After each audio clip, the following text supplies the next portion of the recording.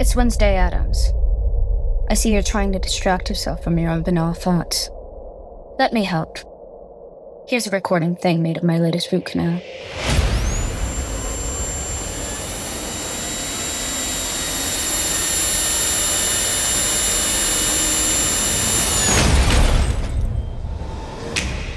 Wednesday Season 2 is now playing, only on Netflix.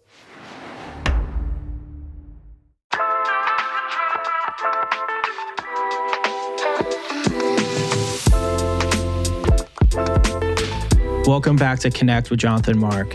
We have another great episode with you, and I just want to let you guys know this, that we read the comments, we hear you loud and clear. So this week, we're going to be talking about the yogurt shop murders in Austin, and we brought the best person to do the job, and that is Kay Casey, to go through basically detailed encounters with this case, everything, and her asking the questions that people want to hear.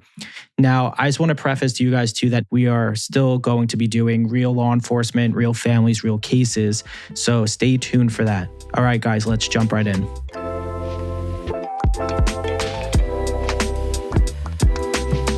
Okay, Jonathan, we were talking earlier about some opportunity that may come your way where you would have to stay the night in some haunted place. And you said, will you do it with me? And we could get 2 separate rooms. I'm like, no. We're doing old school sleeping bag style. I'm not going anywhere by myself. Are you out of your mind? Yeah, no. Are you crazy? You're going to put me in a building and I have to sleep in another room? No way. Well, I feel like we should tell people like what it is, because tell them. It's been breaking news. So Matt Rife just bought the Annabelle house, and we know Why mutual. did he buy it? He's super into paranormal stuff. Like, he loves that stuff. So he's going to go and stay? He does this stuff all the time. He was supposed to come on just to talk about this and potentially get a reading, maybe not. But he's obsessed with that world. I mean, he goes into haunted homes, buildings, really? Anything. Okay. Yeah, he loves it. And we know mutual people. And I was thinking I was going to have the people that know each other, reach out to his team and be like, Jonathan and I was going to just bring you along with me, because if I'm being tortured, you need to be Matt tortured no. too. Okay. So I figured we should do that, because I would want to see what it's like as a medium's perspective to go into a place like that. You know, I've done it a few times with different places and different reactions to things, but never something like this. The other place we need to go is that Fox Hollow Farms in Indiana. We need to go there. I think we can. I think we could go. I could hook it up that we could go there too. We should definitely go. I mean, I'm not going to lie. I'm going to be completely petrified. I'm not going to lie to you. I will be suction cupped to you like a toddler. Yeah. I'm going to be like, what is that noise? And then I'm going to see something like, oh, well, Fox Hollow, remember I told you that the property has an indoor pool, and that's where they think he killed a lot of people. So there's a really funky feeling in there. And the gentleman who was the groundskeeper, yes, he was swimming with the little kids of the family who owned the property in the underground pool. And all of a sudden, the groundskeeper felt like someone was pulling him under the water. Oh my God. And then the mom said she was in the back of the house, cooking. Yeah. And she would see bodies or someone walking into the back forest, but it would only be the upper torso, not the bottom torso. That's insane. And of course, the kid's kicking the ball around in the woods. And then he's finds a skull, brings it back to the house. And the dad, who's been killing people, said, oh, that's just, when you get one of those skeletons for science purposes. He said, I got one of those, but it was kind of old, so I just kind of threw it in the backyard. No, it was a real person. Jeez. Oh my God. It's this is the stuff that I want to start exploring a little bit, just because I feel like I did all these different types of things with my gift. I want to continuously push what I can do or see what I can do with it. And that's something I really haven't done, staying in a place like that for overnight. Okay. Well, you're insane. Okay. And then you went to some place in Montalk too? Yeah. So I never watched this show, but I was in Montauk. There was an event that I was invited to go to, whatever. It was like a volleyball tournament. And I'm like obsessed with volleyball now. I play What like are you, every Keith week. Raniere from Nexium? Like, what? No, I'm just like obsessed with volleyball. So like, Well, it's true. Sometimes I'll call you like, I gotta go to volleyball. I'm like, Yeah. what are you, like at a college campus? Well, I play with the police. Like they have like their own team. So I play with them. So like Top Gun style with police officers? I wouldn't call it like that. They're definitely not in shape like that. So, Got it. I play and I got invited to this event.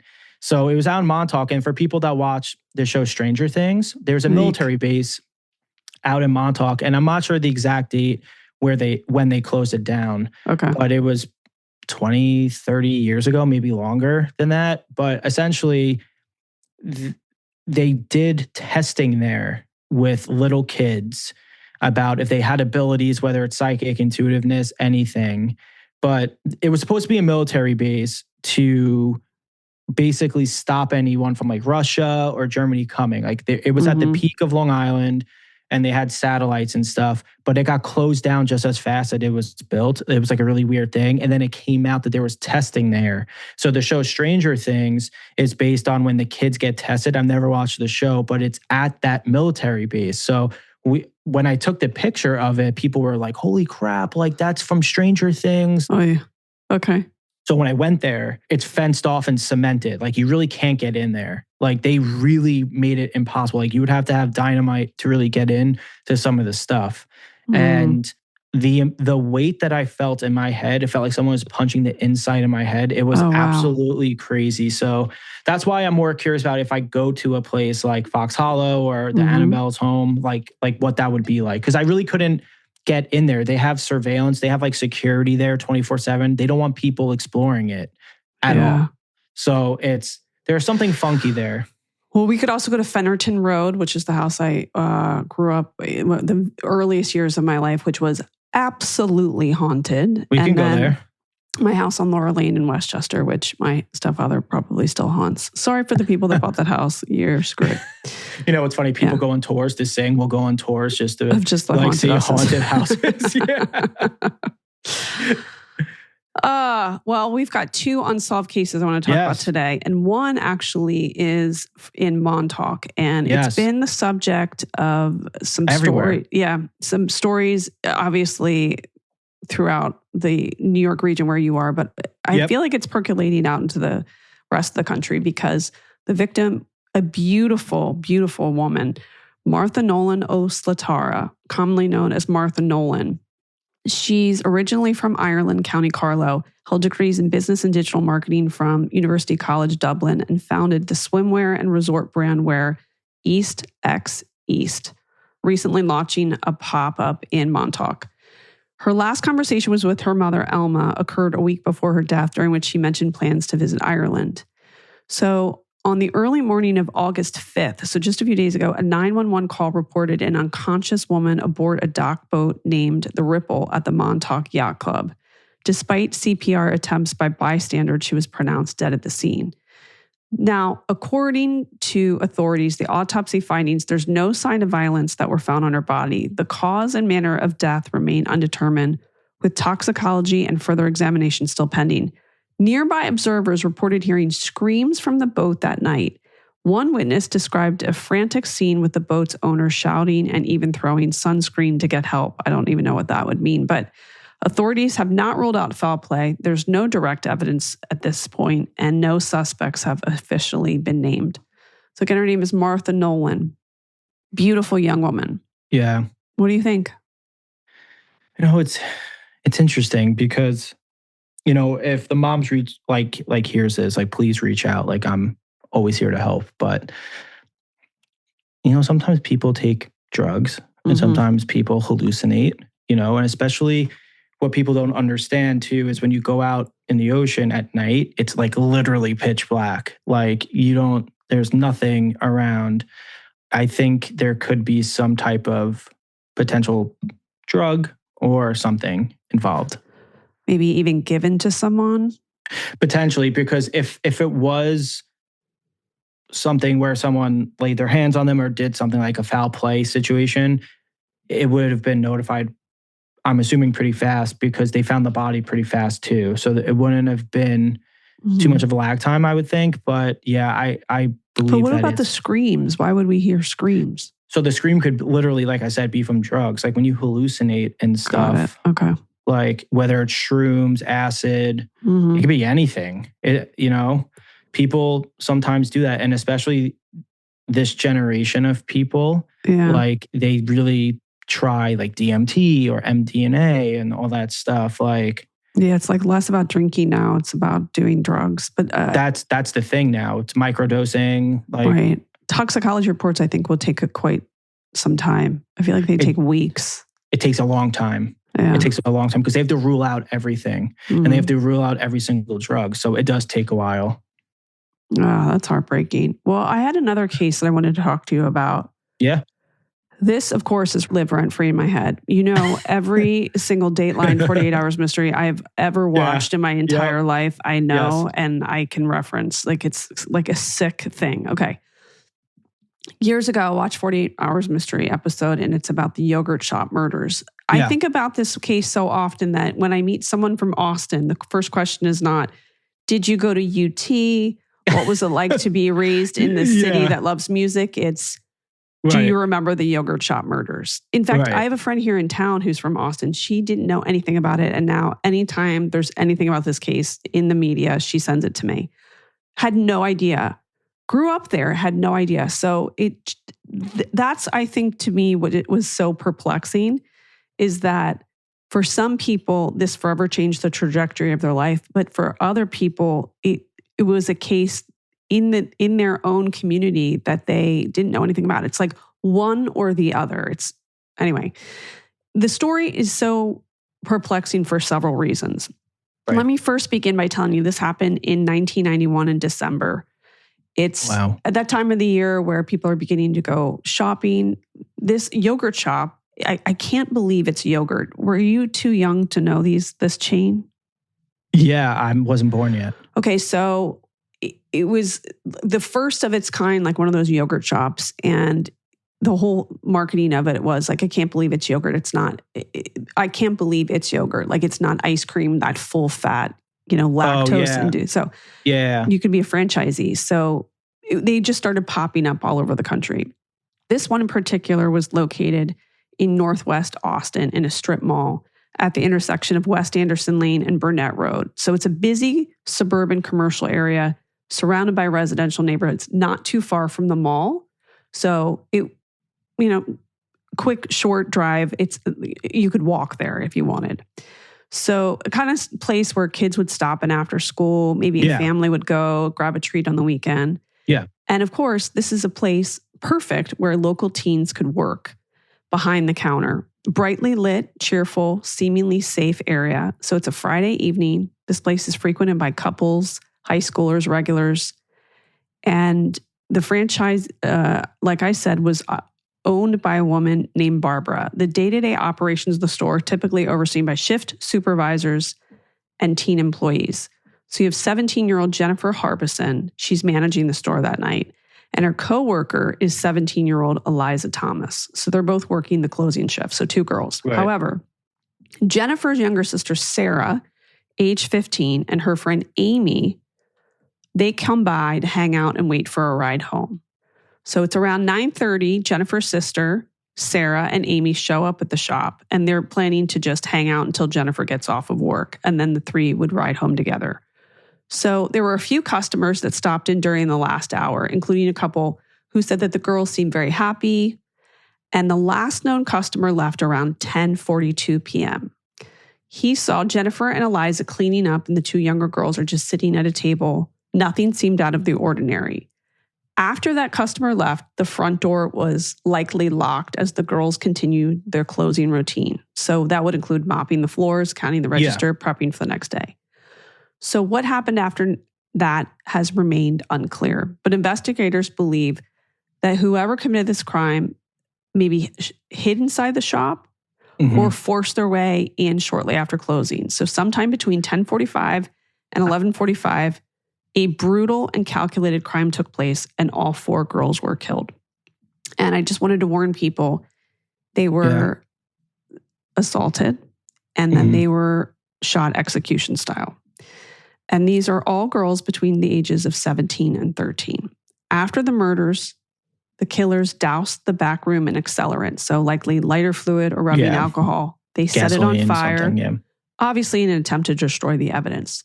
Right. At 11:47, there's a patrol officer passing by. They notice smoke coming from the yogurt shop.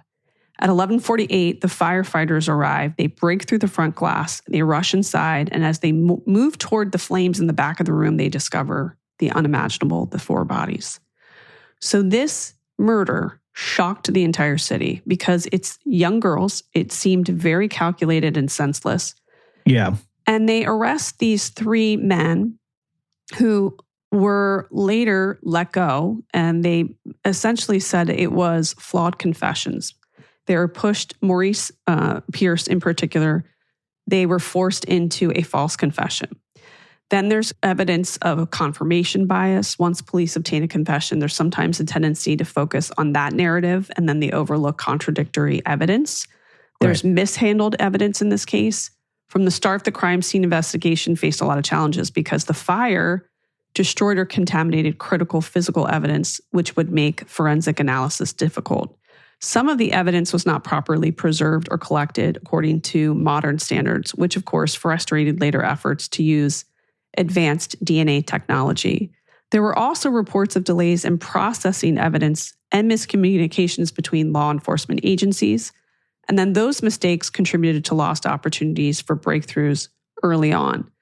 The forensic limitations of the early 90s meant that biological samples were often too degraded for meaningful analysis, but proper chain of custody issues compounded those difficulties. However, there are ongoing investigations into an unidentified DNA. That unidentified DNA did not match any of those 3 earlier suspects or known offenders in criminal databases. These are often, of course, referred to as unknown or unidentified. That presence of that DNA indicates that the true perpetrators might still be out there, unlinked to the crime by forensic records. So police and cold case units have periodically revisited this case, hoping that new DNA technologies, including genetic genealogy, might eventually crack the case open. However, the passage of time, potential contamination, and incomplete records make it a very challenging case.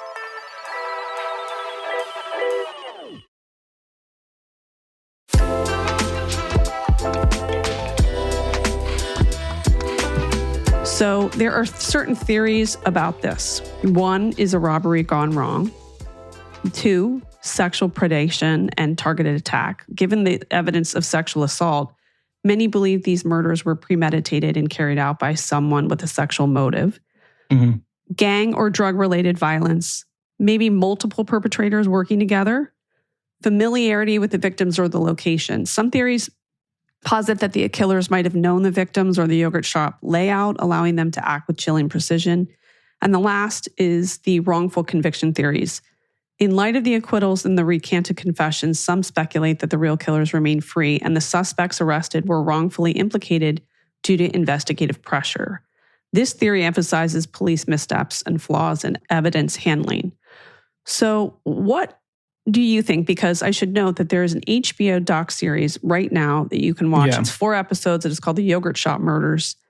And they revisit this case and go through the investigation, the enduring mystery surrounding the case. It features interviews with the investigators, the victims' families, and individuals that are connected to this case. Well, when you were talking, they keep flashing an F name, but it's not like a usual name. So it's not like a Freddie or Frank. It's like an unusual F name. But when you're talking about this, and when I kind of like try my best to tap into this stuff, it definitely seems like this person had a very, I hate to sound graphic, but a very like sexual, like driven. Like sexual predation. Like a sexual motive kind of. Mm-hmm. And it went wrong. Like things just went wrong. So I see that a lot of like the taking of lives was so gruesome because things went wrong also. Is it one person? Is it more than one person? You know, what's like kind of shocking is that it appears like it's more than one person, but one person really had a sexual motive while the others had like like a robbery gone wrong, essentially. Like that's a good comparison to it, I guess. Maybe it's not exactly that, but one of them had a very strong sexual motive, which is why the bodies were touched in a certain way. Yeah. I mean, it was gruesome. I think they used some of their own clothing to kind of gag them or bind them. Yeah, I just see it was pretty brutal. And I also see too, like, I mean, it makes sense. If it happened in 91, obviously the technology, and especially in smaller towns, even if it is in like Austin, Texas or something, like they don't have the same stuff as like NYPD would have. Yeah. Like, or Miami PD or LAPD. Like they just don't have that stuff. But it is interesting because I see someone with an unusual F name. So were they laying in wait? Did they break in to like push their way in? They push their way in. That's why I'm saying it's like similar to like a robbery, right? But it's it's a stalking robbery. It's like they knew the routine. They knew when they were going to close. Like everything was routine based. It wasn't like a robbery being like, we're going to pick this door at this time. It was, they knew, I'm using this as an example. They close at 9:30 at night. They know to show up at 9:25, and then when they're about to close, or like the routine of locking the door, they barged in. So did they target this because they're young girls that are working as the closers? Yeah. And did they know the owner? Did they it's just like they saw them and they said that's the perfect place? Okay. So a comparison I can give, just if people know this comparison, but by where I live, there's a thing called Ralph's Italian Ice. And the girls that work there are always in high school. They're always high school workers. So it's like, you know, that Ralph's will have like all these high school workers and maybe one manager that's 18, 19, 20 that's overseeing it, and it closes at 10, 11 o'clock at night. So it's like, even like there's 3 Ralphs by me and they're all high school kids, all of them. So I think it's something similar to that. Like that's a comparison I keep kind of seeing. Did they anticipate those 2 other girls there, and then did it complicate it? Correct. That's why I think things went kind of nuts with like the fire, with how they did this murder. Like everything went sideways. And do you see the people? Are we talking about 2 people, 3 people? It looks like 2. And are they arguing with each other? The best way I can explain it is, it's a stupid comparison. It's just how they put stuff in my head. It's like movie clips. It's kind of like, I guess, yes, it's like arguing. It's like if someone robs a bank and they're like, take the money and leave. The person kills someone and they're like, what the heck did you just do? Why did you do that? Yeah. Why'd you do that? Like, that's what I see. And are they people that are completely unfamiliar to police? Like they just slipped under the radar? Yeah. Yeah, I think they slipped under the radar. But I also think they have somewhat of the right people, like from what I see. Because I see there's like 3 to 4 people that they had. Because they keep saying it's almost 3 to 4 people. And yes, you mentioned that they got let go. When you say 3 to 4 people, you mean there were 3 people that they arrested. I mean, Maurice Pierce, Darwin Lee Ham Davis, and Randy Souders. But their DNA did not match at all. But who, do you know the F name? Like, I don't know who the F name is. So it would be like, I mean, the only other F name that I would know from a UFC fighter is like Forrest Griffin is a UFC fighter, but I don't know if that's... Well, clearly somebody who has investigated this case would be more familiar with who that person may be.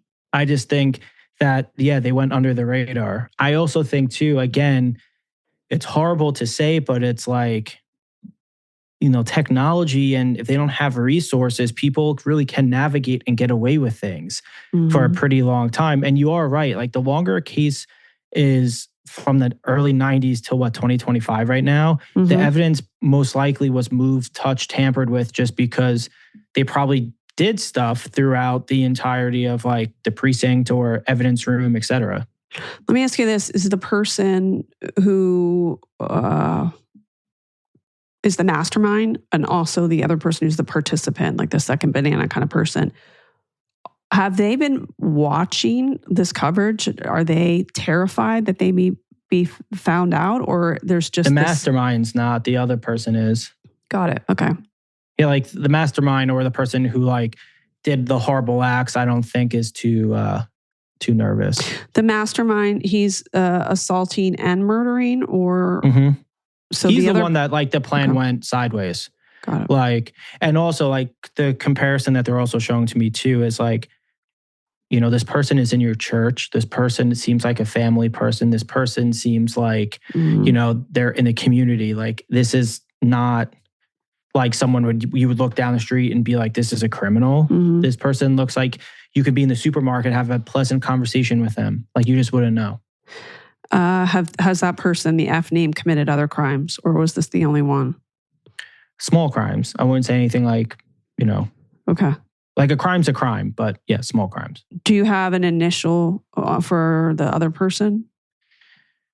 So I do, but I can't tell if it's a first or last name, but it looks like it starts with an S. Okay. So F and an S. Okay. Well, it's just so troubling because it's just these 4 young girls. I hope that at some point their family can get some answers. It's just unthinkable. Yeah, I'm praying that the police, and I'm sure they're doing everything that they can. Well, also, hopefully with a series like this, that someone is watching, that something doesn't, like something, especially if you live in the Austin area, I'm hoping that this person gets caught because they've said too much. Maybe their wife, their child, someone, a friend goes, they were a little bit too into this case, or, you know, I don't know. It's just, it's devastating. One last question about that. I believe that the youngest victim, her mother actually owned the franchise. Just to go back to that, this is somebody who's just sort of casing, knowing that young women were there. They were not familiar with.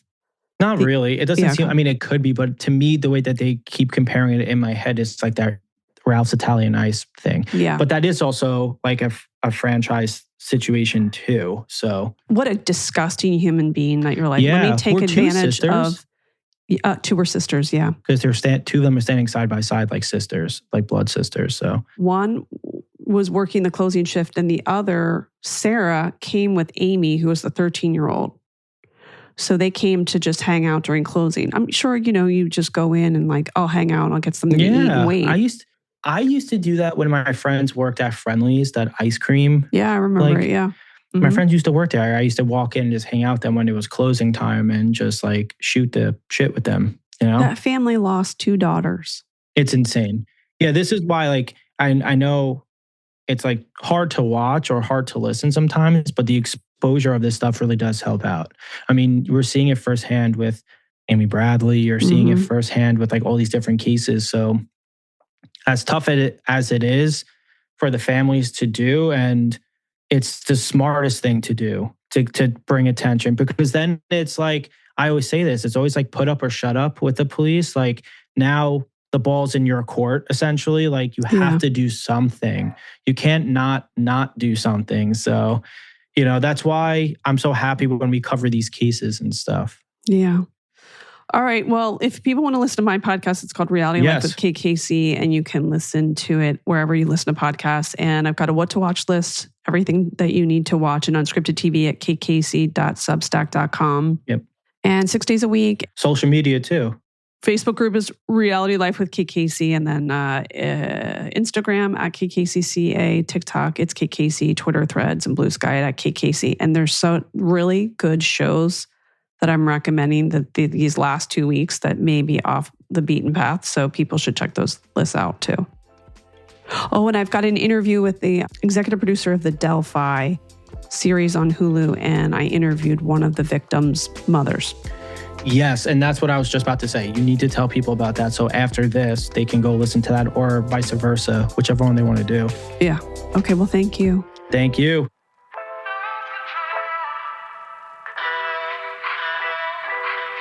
Kate, thank you so much for coming on. I just want to say thank you so much for all the support that you've been showing to the show. It's crazy how much the show has grown. But if you have a case that you want to hear about, or if you're affected by a case, please leave a 5-star review, leave it in the comments, or send an email at connect jonathanmark@gmail.com, or just send me a DM on my Instagram at jonathanmarkmedium. All right, guys, I'll see you next week.